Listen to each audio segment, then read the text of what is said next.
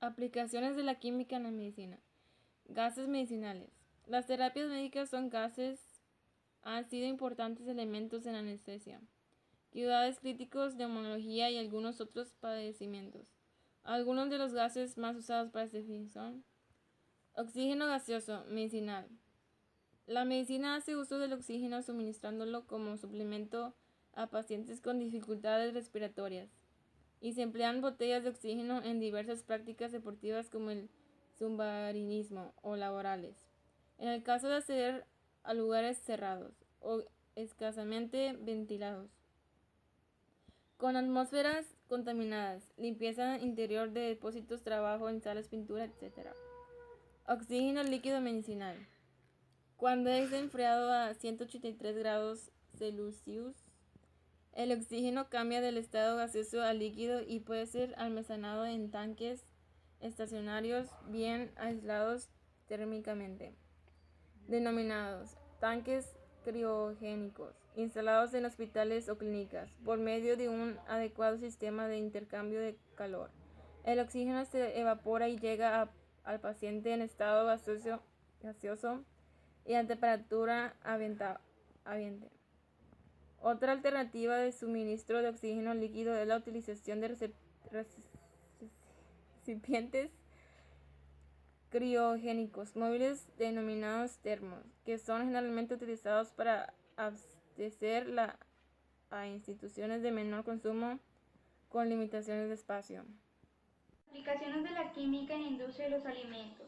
Los procesos utilizados en la industria de los alimentos contribuyen al factor de mayor importancia en las condiciones de vida y en las búsquedas de solución para permitir preservar las características de los alimentos por largos periodos, utilizando procedimientos adecuados en las aplicaciones de sustancias químicas en los alimentos, tales como el enfriamiento, congelamiento, pasteurización, secado, ahumado, conservación por productos químicos y otros de carácter similar, que se le puede aplicar esas sustancias para su conservación y al beneficio humano. Las industrias de alimentos como la MRG Mark han desarrollado nuevos productos como flavoides, folatos y ácidos grasos poliestaurizados, omega 3 para alimentos funcionales y suplementos alimenticios.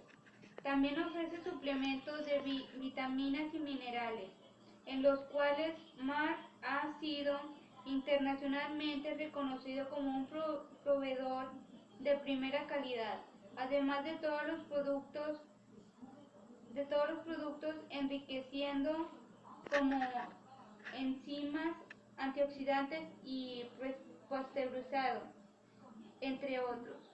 La química hoy en día, uno de los procesos más aplicados en la industria de los alimentos. A través de ella, los alimentos sufren ciertas transformaciones o modificaciones para su propia conservación, mejorando ahí las propiedades de los contribuyentes. La química de la guerra. Algunos expertos dan por sentado que en la guerra civil siria se está haciendo uso de armas químicas. ¿Qué hace la comunidad internacional para impedir que se utilicen este tipo de sustancias en los conflictos armados? La utilización de sustancias químicas como armas de guerra no es un fenómeno nuevo. Esa idea viene llevándose a la práctica con mayor o menor sofisticación desde hace siglos. El petróleo y la brea eran usados en la antigüedad para acabar con el enemigo o poner coto a su asedio. 2000 años después se usaron 124.000 toneladas de armas químicas en el marco de la Primera Guerra Mundial. 90.000 personas murieron bajo sus efectos y 1 millón de heridos vieron su salud dañada severamente por mucho tiempo. Aquel macabro saldo de víctimas llevó a que 38.000 estados firmaran el protocolo para la prohibición del empleo de gases asfixiantes tóxicos o similares y de medios bacteriológicos en la guerra. Tomando en cuenta que el tratado en cuestión condenaba el uso, pero no se pronunciaba sobre la producción, el almacenamiento o la transferencia de armas biológicas, otros pactos se ocuparían de estos aspectos años más tarde. Cabe intuir que la fabricación y el tráfico de armas químicas de destrucción masiva y desarrollo considerablemente durante décadas.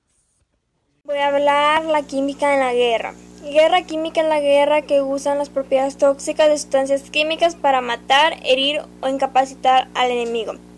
La guerra química es diferente del uso de las armas convencionales o armas nucleares, porque los efectos destructivos de las armas químicas no tienen ninguna fuerza explosiva. El uso ofensivo de organismos vivos o otros protóxicos son considerados guerra química, sino que es llamada guerra biológica. Las armas químicas se empezaron a usar habitualmente durante la Primera Guerra Mundial. Empezaron los alemanes con el gas cloro, que causa muchos daños fisiológicamente y no muchos muertos. Luego aparecieron fosgeno y la cloroquina. En 1961 los alemanes crean el gas mostaza, que es un líquido relativamente poco volátil, ya que afecta a los pulmones, a la piel y a los ojos, y además se adquiere a la ropa y material de guerra. Más tarde prohibía el uso de las armas químicas, pero no detenerlas. Entonces los alemanes empezaron a almacenar estas armas tabún y sarin, llamadas agentes nerviosos, ya que interfirieron en los sistemas nerviosos central. También se utilizó posteriormente armas químicas en la guerra de Irak e Irán en 1980. Un buen ejemplo de las guerras químicas temprana era el Hastaduro, Edad de Piedra, 10.000 a.C. Sociedades del Qatar en meridionalmente África, conocida como San, utilizaron las flechas envenenadas inclinadas a la madera, el hueso y las extremidades de piedra de sus flechas con los venenos obtenidos en su ambiente natural. Y el calentamiento global. El calentamiento global es un fenómeno que, cuando es cuestionado por algunos, se considera el responsable de muchos cambios atmosféricos y climáticos que experimenta el planeta en la actualidad. El Sol calienta la Tierra gracias a las ondas calóricas que al chocar con la atmósfera se transforman en partículas llamadas fotones térmicos, que transmiten el calor pero no la temperatura. Los fotones térmicos forman una especie de superpartículas que albergan temperatura y se llaman termiones.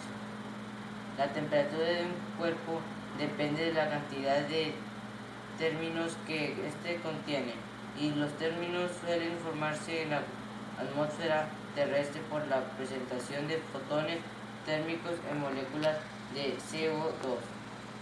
La presentación de un tipo de gas potencia una reacción que incide en el aumento de la temperatura terrestre.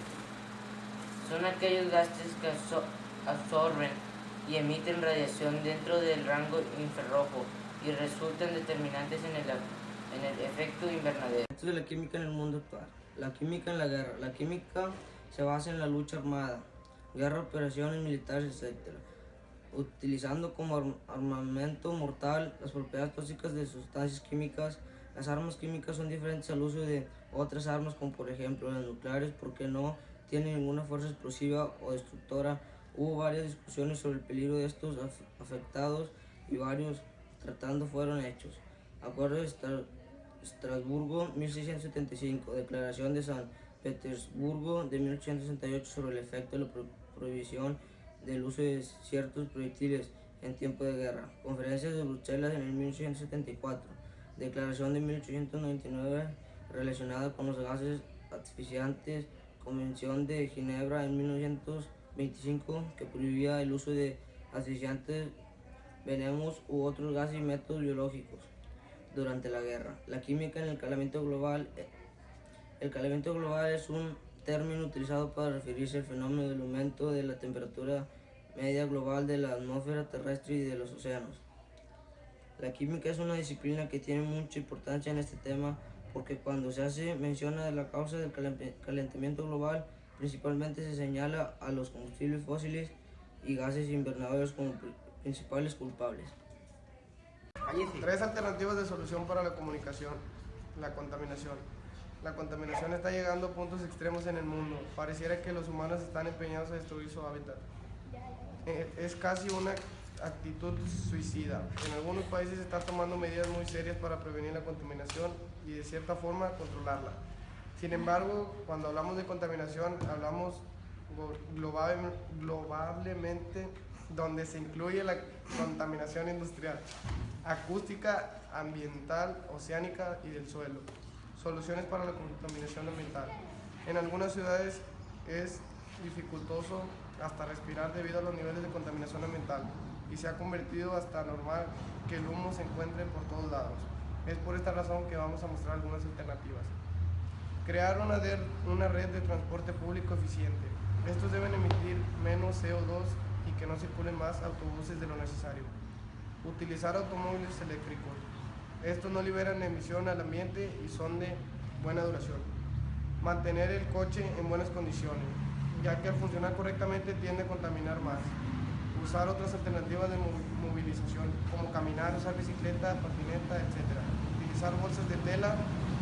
Evitar consumir las bolsas de plástico, ya que tardan más en desintegrarse.